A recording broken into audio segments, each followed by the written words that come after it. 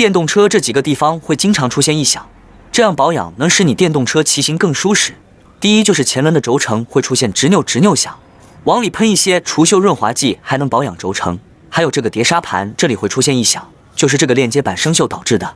动手能力强了，把这个2个螺丝拆了保养更好。偏角不好蹬，喷一些这样很好用不费劲。还有大支架这里胶套丢了也会有异响，也喷一些。家里有哪里响都可以喷，能润滑消除异响。还有这个后面刹车摇臂，如果长时间不喷油会导致摇臂锈死。你看喷上除锈剂捏刹车也省力多了，也没异响。包括减震呀、刹车手柄，喷些油捏刹车更省力。特别是碟刹弄不好很容易摔跤，捏轻了刹不住，捏得狠了容易抱死。所以这几个地方要经常上油保养，这样骑行才更舒适。